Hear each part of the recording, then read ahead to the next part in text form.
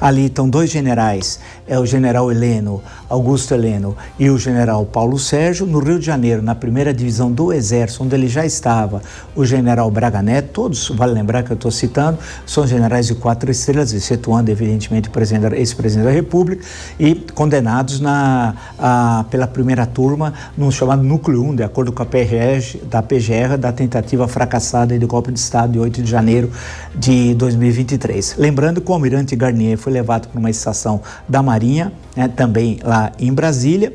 O caso do Torres, Anderson Torres, está na chamada, entre aspas, papudinha, e temos um foragido da justiça, o Ramagem, que até dias atrás foi entrevistado por outro foragido, que agora é moda ser foragido do Brasil, um sujeito que nem vale a pena lembrar o nome, mas o Ramagem foi também condenado, mas esse está foragido da justiça. Diz que nós vemos uma ditadura, eu não sei onde está a ditadura, até hoje eu estou procurando, ele não sabe o que é ditadura, eu sei porque eu vivi a ditadura, ele não sabe do que fala. Bem, mas deixando essas pequenas questões de lado, hoje nós vamos, portanto, analisar esse momento que é uma parte do movimento da história, né?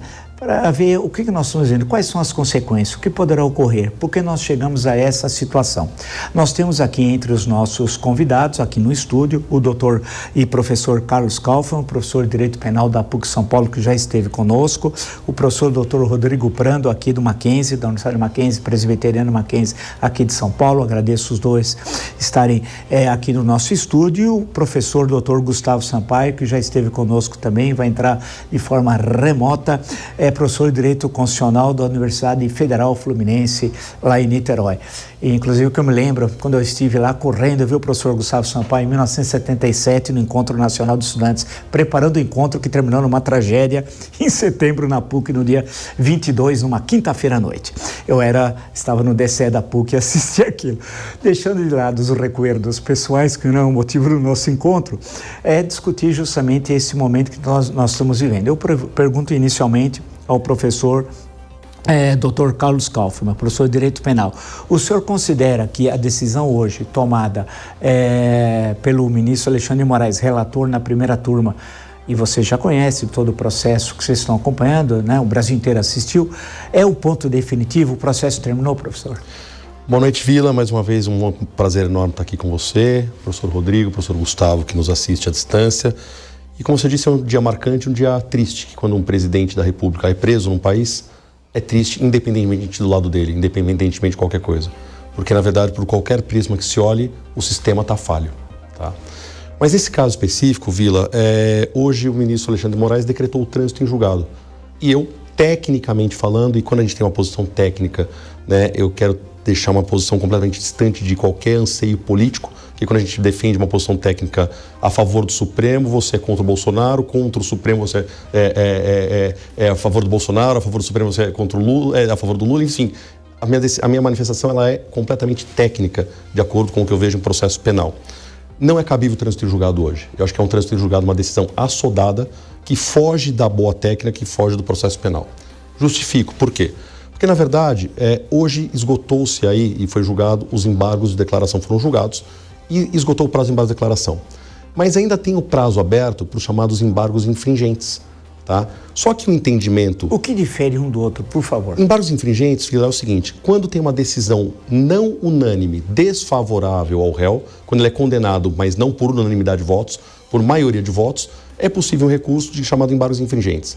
No regimento interno do Supremo Tribunal Federal, esses embargos infringentes, quando a decisão é do plenário, ele só é cabível, só são cabíveis esses embargos, esse recurso só é cabível quando você tem 4 votos favoráveis ao réu, quando a decisão é do plenário. Isso está acho que é inciso 1 do artigo 333, alguma coisa do gênero.